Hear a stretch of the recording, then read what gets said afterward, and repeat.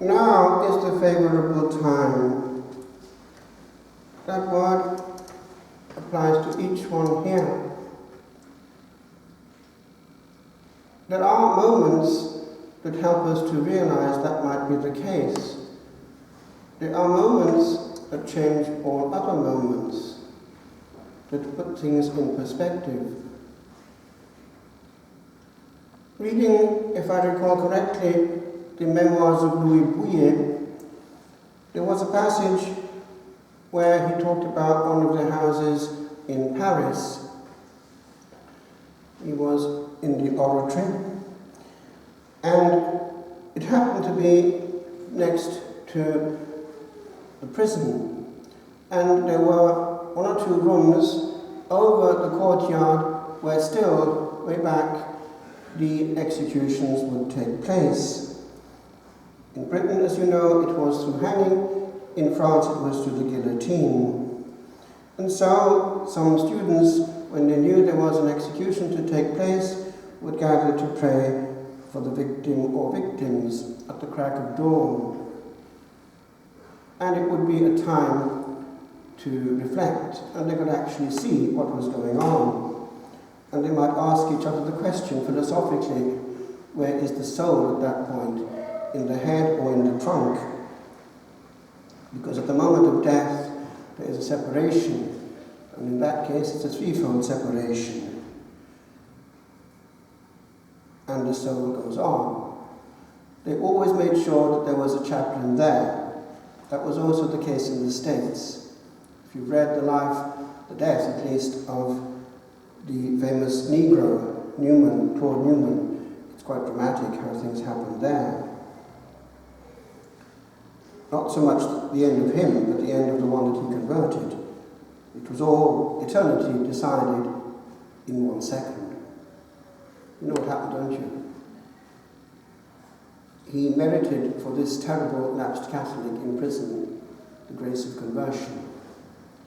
And when he was in the electric chair, blaspheming, fouling, at a certain point he stopped blaspheming and screamed and asked for a priest.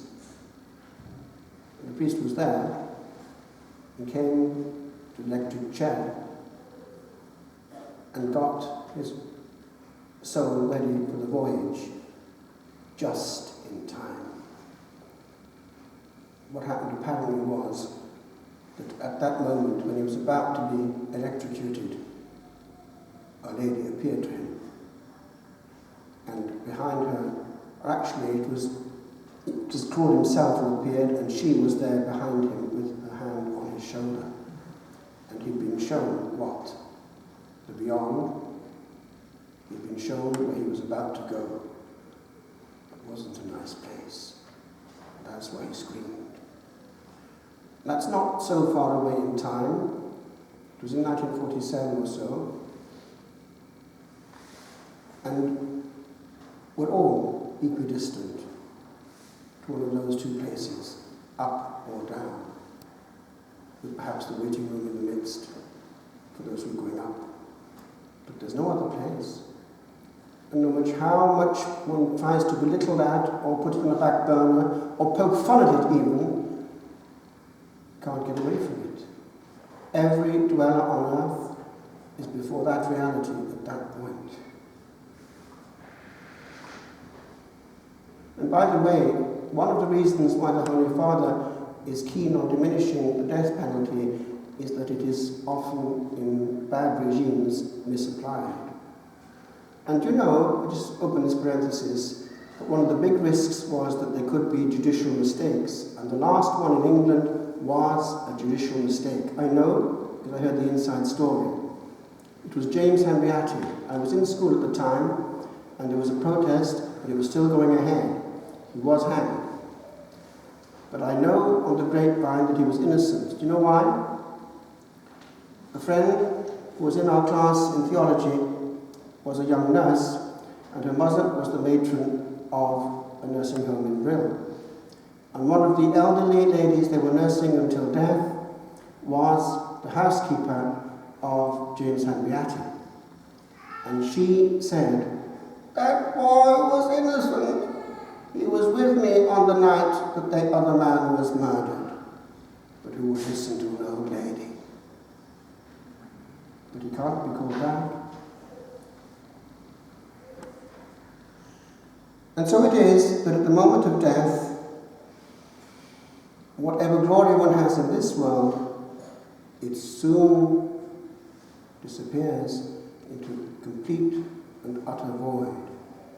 All the glory of those who are now in the limelight of public life at that point disappears, and the soul is alone, naked and crude. And so it is that some people are given the grace to realize where they're going, not at the last moment, but well in advance. One testimony that's worth reading is the testimony of Claudia Polo. She was fulminated by lightning and was going to the wrong place. And she was protesting, but there's a mistake, I'm a Catholic. And she was shown her whole life, and she was shown one by one the 10 Commandments, and how in her life they were all being completely broken. But there are other cases. I mentioned Paris. Years ago now, when there was a Carthusian house in Paris, a young man was there who was enjoying life. He just came back from whatever he came back from, some kind of dance or high time, well lubricated by drink. Got to his bed and heard something. It was the bell of the Carthusian monastery calling at midnight the brethren to matins. And on his bed, in his drunken state, he thought, if I die now, where do I go?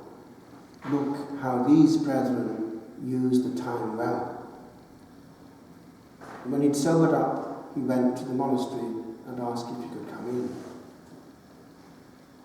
Closer to us in time, there was a young man also dancing for all he was worth in Paris, having a good time with his girlfriend and hoping to marry her. And in this posh salon, where there was a posh ball going on, they sat down and she got out her posh powder box and blew in his face with the powder. Souviens-toi, homme, que tu es poussière, et qu'à la poussière tu retourneras. What? He got up, went out, and looked towards the stars. That word came not just from the powder box. Grace came out of that powder box with it. Remember, O man, that thou art dust, and unto dust thou shalt return. So after sobering up, he too went to the monastery of La Trappe, knocked and asked to be let in, and did penance until death, not the other. On one could go, but where do we stand in the equation? A good exercise in Lent is to take it for what it is, a providential pause, a punctuation mark in the sentence of time. It's meant for our healing. So if in Lent nothing changes and we have more of the same thing, we're not getting the grace. It is a favourable time, and we can't be bothered about the care of our soul. Do you know that now this is up to you to believe, but I personally believe, when Our Lady appeared in 1981 in Medjugorje, one of the things she had to say was this: fasting has nearly entirely disappeared in the West, and she wanted to bring it back. Now that, in the context of the then Yugoslavia, makes sense. Why? It's a bridge country between East and West. And I know that if one now goes to one of these bridge countries, like Romania, one will hear that the Eastern Orthodox around are thoroughly scandalized at our laziness in the West. Do you know why? in an Eastern Orthodox country massively, even if they're not that regular by coming to the Holy Liturgy, the Divine Liturgy on a Sunday, they will socially still massively fast, still in their lifestyle. That means nothing between when they go to bed and midday. And it also means, for the whole country now, those who have the instinct, no meat. By the way, that's where we get the word carnival from, on Shrove Tuesday. Goodbye meat, carne, meat, ciao, vale. Not only that, no milk, no cheese, no yogurt, nothing of butter or any milk products for 40 days. Now, that, say what you like, makes a difference. Also in the monastic life, Lent is felt. The monastic sign for Lent is great fast, and it's different from the rest of the year. I remember coming to the end of one Lent one time as we were going to the Archbishop's prison mass. It was brought forward to the Wednesday, and I was in the car with Frère Dominique, and he said to me, "J'ai presque envie de rester dans le carême. I would almost prefer to remain in Lent." What he meant was this: there are huge advantages in days without anything in the morning, days without coffee, days without wine, days with much less of anything but prayer. The soul goes inwards. Where? Into the desert. And there it feeds on the Word of God. And it's true. The body calms down.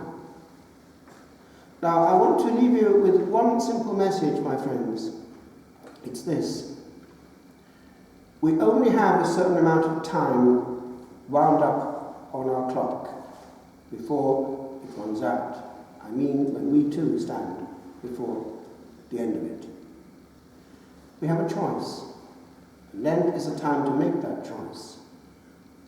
Am I going to have quality time inside my soul, in touch with the one who made me, available unto him, or am I not?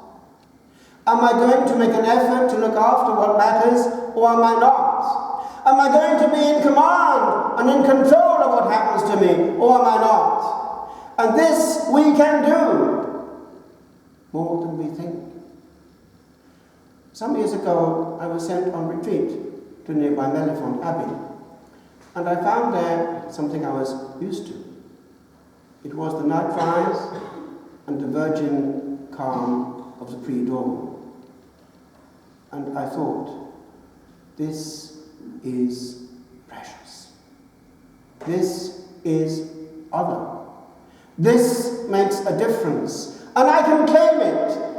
Within the 24 hours, we have a choice. Will I spend these precious hours after midnight quite often, before sleeping, on a screen, catching up with what is important, outside myself and plugged into others, often strangers I don't even know? Or will I claim my privilege, going with the Lord to the desert and having quality encounter before the day is spoiled? Beginnings check and consequences follow. What happens in the pre-dawn changes the whole of the day and therefore the whole of life. It's too late at the end of it to catch up on a lost day. It's gone. And never ever will one day return. Remember, O man, that thou art dust.